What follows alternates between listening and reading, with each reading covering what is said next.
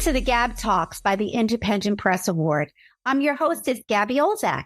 To participate in the 2024 Book Award competitions, please visit independentpressaward.com and NewYorkCityBigBookAward.com. Today, we will be chatting with Barbara Lane, author of Broken Water, an extraordinary true story. Barbara's memoir was awarded a distinguished favorite in the 2024 Independent Press Award. Her story was featured in People magazine, and an adapted extract was printed in Newsweek magazine. Barbara describes herself as a foster child, sister, wife, mother, grandmother, entrepreneur, speaker, child advocate, educator, ministerial counselor, and author. She has been a ministerial counselor for 25 years. Her educational background is in human development, social services, and family psychology with a focus on child abuse. Broken Water is a testimony to resilience, strength, courage, and experiences in the foster care system. Barbara joins us today from the Shenandoah Valley in Virginia, where she resides with Jim, her husband and childhood sweetheart. Congratulations, Barbara, and welcome to the GAB Talks. Oh, Gabby, thank you so much. I'm thrilled to be here. Thrilled beyond words. And we're thrilled that you decided to join us. Yeah. Barbara, this was really a fascinating memoir about you, your 10 sisters, whom you were separated from when you were 3 years old. They abandoned you and your sisters in an apartment without heat and hot water for 3 days. Really hard to believe until luckily a neighbor discovered you. You were then placed in an orphanage. Why don't you take the story from here for our listeners? All right, I'm happy to. I think the story opens up with that sad story, but goes on to tell you of the strength of bonding and attachment and the power of sibling bonding and connection. So I was 3 when all this occurred. Several of us were placed in an orphanage, yes. I didn't miss my mother because I had my sisters. And my sisters loved me, pampered me, babied me so much that for them, there was this horrible trauma of losing their mother. And they protected me from that at my young age. My trauma was when they all were placed in the foster care system. And I'd watch them leave with their little suitcases in hand. I didn't understand at that time that they were going and wouldn't be coming back, or where they were going. What 3-year-old would understand that? But they planted in me a seed that just grew to where from the age of 3, I knew I would search for my sisters until one day we were reunited 43 years later. So that's the story in a nutshell. We're going to get to that in detail because there are so many interesting elements. In Broken Water, Barbara, you did describe the incredible bonds you shared with your sisters. And you said, even though I was separated from my older sisters by the age of 3, I never forgot their names, which is amazing at 3 years old. I think that's my earliest memory as a 3, but yours so clear. You even said in the orphanage that your twin sisters, Mickey and Vicky, would eat the food that you didn't like off your tray so that you wouldn't have to spend the night in the dark in the orphanage's cafeteria. Incredible. So what propelled you after all those years to search for your sisters? And what stopped you from doing it earlier? Nothing ever stopped me from my desire to locate my sisters. When I was young enough to learn my alphabet, I would look in the phone book way back then when I could sneak and do this in my foster home. I knew my last name was Lane, and I would start calling lanes that I could find. Of course, I would ask for a sister every time, but they were never home. And my young understanding of it, I really believe if I just called them, they would come and get me.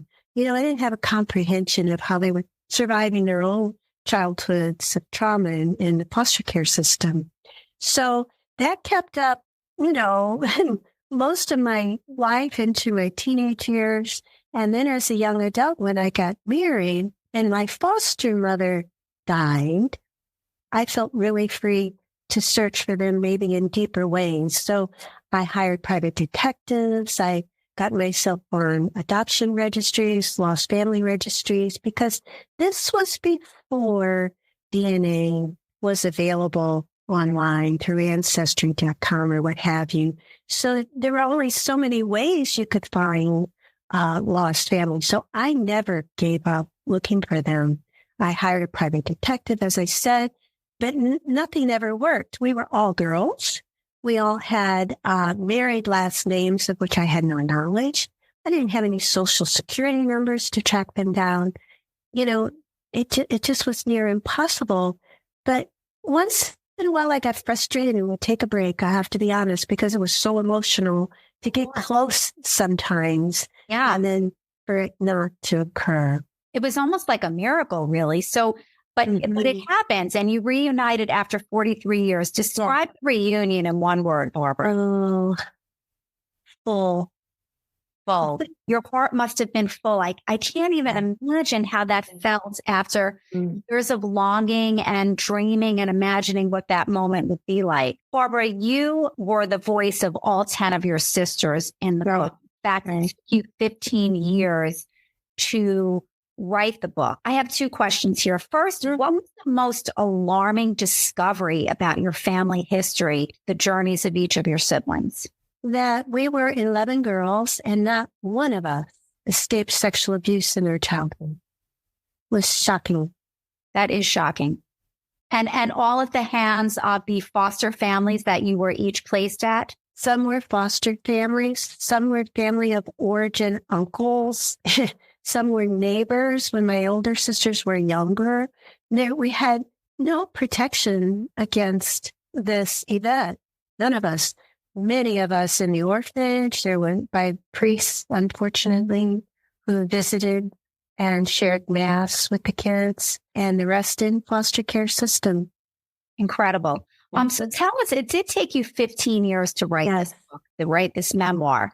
Yes. And you, again, were the voice of each of your 10 sisters writing their account. First, what inspired you to write the story? How did that come about? I had a sister named Laverne who I called Bernie because when I was younger, I was told I couldn't pronounce it, came out Bernie, and she kept that name. And she would say to me, along with a few of the other sisters, someone needs to write a book. Would you do that for us, Barbie? And I love my sisters so much. There's no way I could ever say no to anything they would ask. So I said to them, why me? And they said, because we know you can do it. That was my next question. Why you? Now, had you written anything before, Barbara? I've written my thesis, I've written workbooks, but never anything to this nature, which attests to the fact that, these kinds of things can happen at any time in your life, and to pay attention to that desire to share through writing. I absolutely love writing at this point in time. So this was my first big attempt at writing something that I felt could be very, very readable and would reach the hearts of those who read it. So it's very powerful. In fact, I understand that none of your sisters, none of you actually read the book until it was printed. Well, we have several sisters that have passed on. Okay. So sadly, they missed this opportunity of healing that the rest had because, stories of childhood abuse are very hard to talk about, even with your closest siblings. Yes.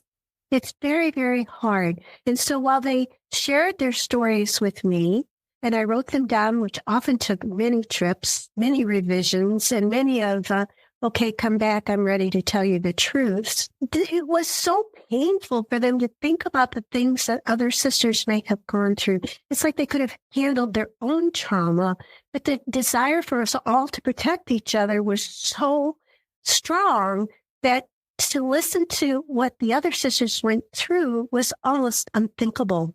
But yet they wanted me to write the book. When it was published, they all got a copy right away before I could even send them one. And what was their reaction?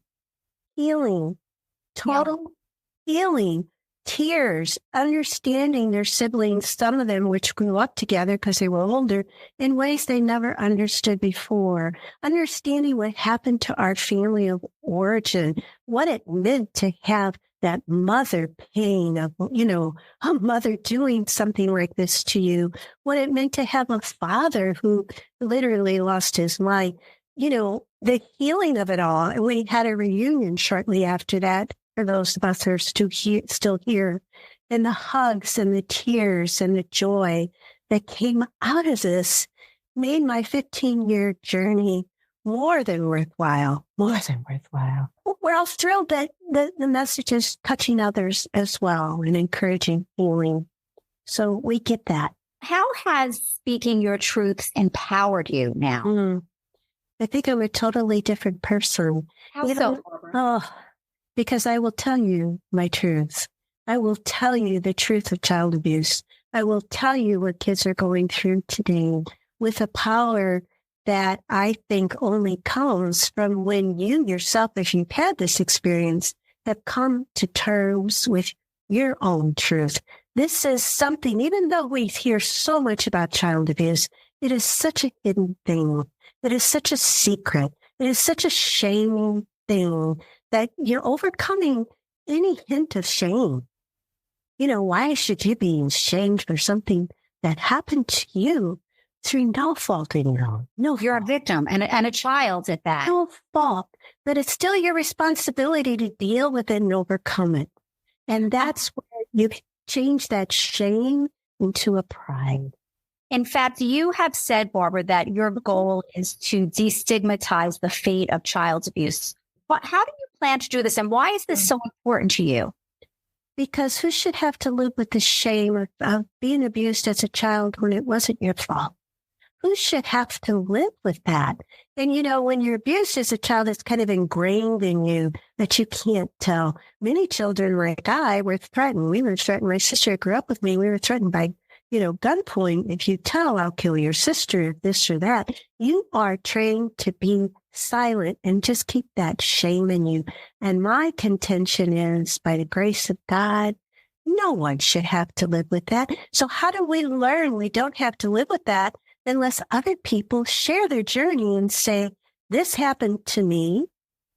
Okay, maybe something similar happened to you. The 11 of us all took little slightly different paths. Your path will be unique to you, but follow it. You do not have to live with this.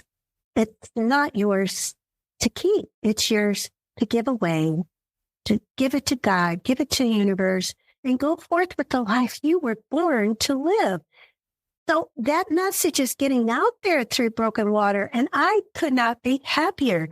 We are all thrilled. The emails I'm getting, the phone calls I'm getting, like, you helped me heal a piece of myself I couldn't even look at. So that's how. And being on podcasts, sharing the book, the relevancy of getting an award makes the book more valid for other readers. So that's the plan. I'm going to talk about this. I'm going to talk about it a lot. I love this. So, Barbara, your advice, you've said so many amazing things. Give it away. Don't hold on to it. Give it away. What is your most important piece of advice for survivors? Someone who's watching this and someone who is, 40, maybe 50 years old, who's holding on to this trauma their entire lives. What is your advice? Seek help. The hardest thing for a survivor of child abuse to do, in my opinion, is to accept the reality of what occurred. Often therapies invite you to accept the reality at the end. I say no. Accept it at the beginning. Doesn't mean you have to go into the details of everything that happened to you, re-traumatize yourself. Just say, I accept the truth of my childhood. If you could say that, accept it, and reach out for help.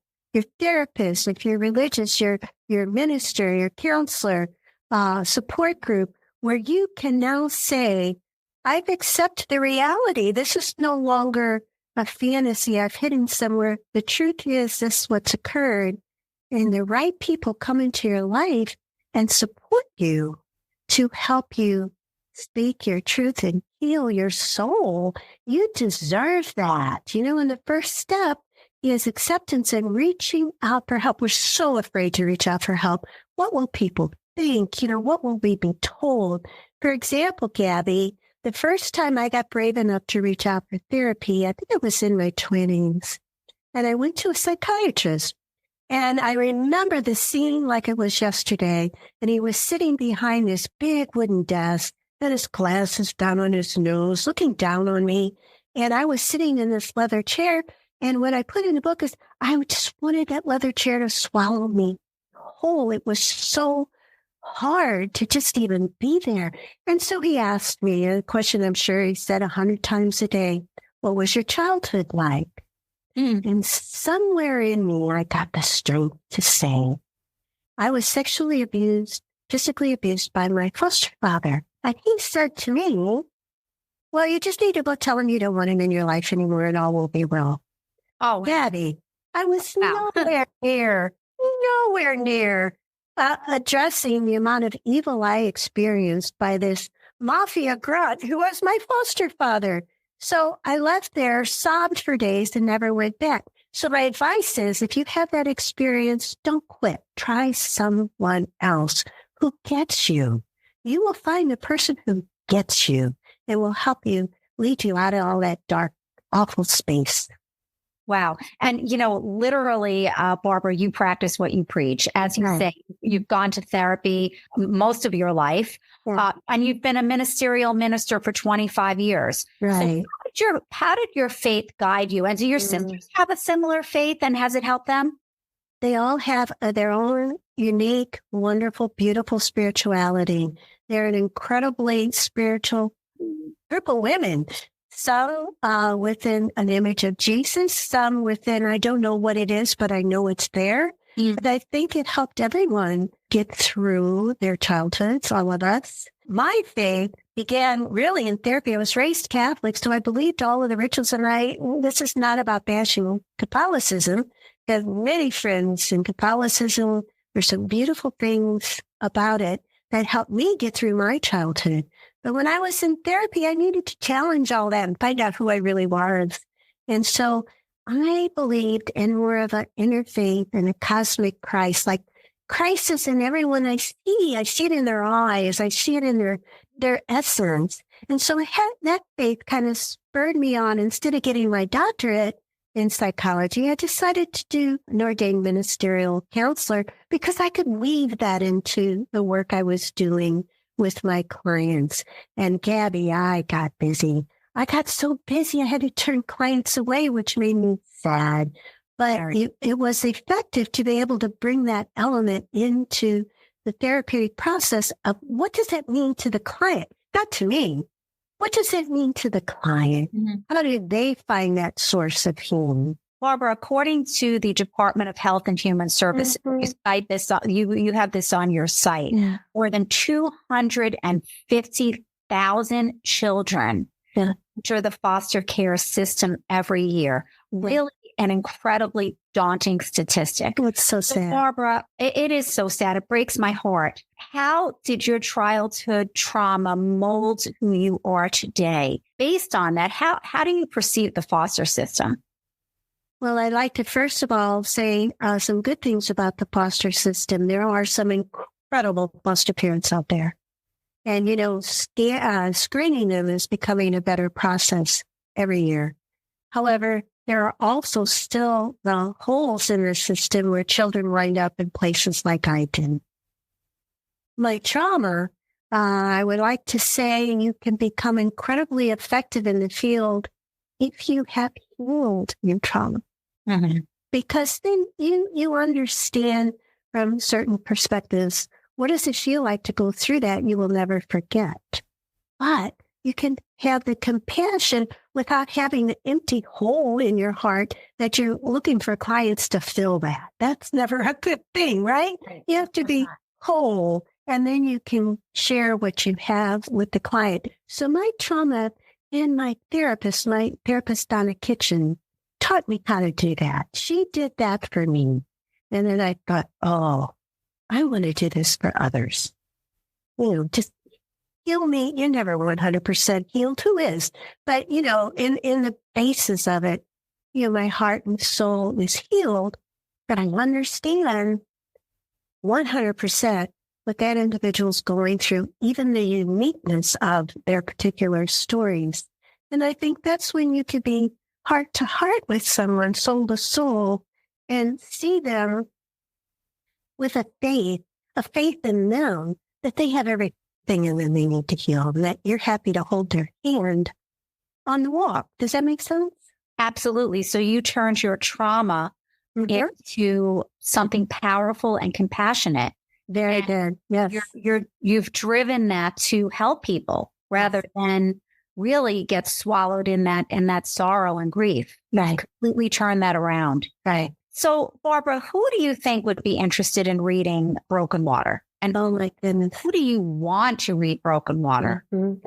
It's a vast, and it's a vast audience in a way, because I think educators like students in social work could glean a lot from from reading Broken Water. I think foster parents could learn a lot from reading Broken Water. Social workers could use it to inspire them in the terrible things that they deal with every day. Obviously, anyone who's had a childhood of trauma, any kind of trauma, it doesn't even have to be, sexual abuse, beatings, trauma in itself. Anyone who's been through trauma could benefit from reading Broken Water. We also deal deeply with grief and loss, because we lost several of our sisters on our journey. And imagine just finding them, and then losing them. So how do you deal with the grief of losing loved ones? So that would be the audience. Now, are you very close with all of your sisters to this day? Oh my goodness. Speak with them often? Oh my goodness. Yes. We are as close as sisters could possibly be, Gabby.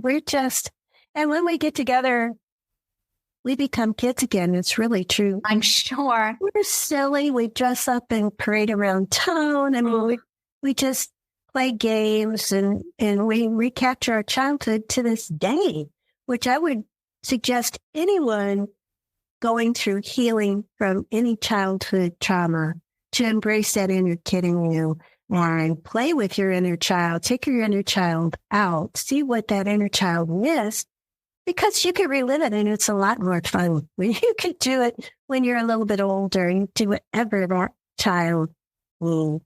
It's never too late, is it? No, never. And you showed that it's never too late to have an award-winning memoir. I'm so excited. So exciting. So what message can you give to other aspiring authors who think, oh, I'm too old, it's too late, I can't, I won't, No, it's never too late. If you Google it, there's many authors out here that started what some people would like to stay later in life. I say the perfect timing of your life. Everything is like, in divine timing. If you wrote a book when you're 30 or if you wrote a book when you're 60, what's the difference if the timing is right? And it's a work of art and it's recognized and you're getting a message out to people, whatever that message is you want to portray, either entertainment or what have you, just find the right people, the right editors, the right guides to kind of help you on your journey, because why not? What else are you doing? Are you working on anything else? I'm writing a novel. Oh, wow. Yes. I'm having a lot of fun with this, and I'm finding it's a very different character, because Broken Water, I had to write what I was told, and I had to wait and see what I was told. Writing a novel, and you can just take your brain on these great adventures, and it's going to be a little bit historical as well, so I'm doing research for it. But you take your brain on these great adventures and put it all together, and it's kind of like I say, I'll hit a moment, and it's kind of like something opens and I take dictation. So I can't say it's coming from me. We'll see. But it's exciting. Oh, it sounds so exciting and cathartic. We were happy to hear that. When do you think it'll be published, or are you really taking? You know what? It's going a lot quicker than Broken Water did. So I don't think it'll be a 15-year venture. Oh, good. But I'm thinking a good year to get it right. Yeah. That's to get it right. So, Barbara, you married your childhood sweetheart, Jim, when you were 19 years old. Yeah. Amazing. What else would our listeners be surprised to know about you? I used to be a floral designer. Wow. You really have worn many hats, haven't you? I became a Dutch warm blood breeder for a while. Wow. Let's see what else I did. Counseling. Of course, we know the counseling story. I was a child advocate, but I think that's out there. That's all in there. Yeah. I've just done so many different things, and I have the philosophy of why not try it? If you enjoy it, you might find a new part of yourself, a new piece of yourself. I've been a secretary. I've worked in the corporate world. I worked as a life coach. And that's why I think writing Broken Water wasn't like so out of liability, because I just kind of tend to throw myself into things. Well, it sounds like you've been hearing and telling stories most of your life. This is true. That's a good way to look at it, Kathy. Yeah. Well, you're such an inspiration, Barbara. Thank you so much for joining us today. I wanted to let our listeners know that 10% of all the profits from the sale of Broken Water is given to organizations that prevent child abuse.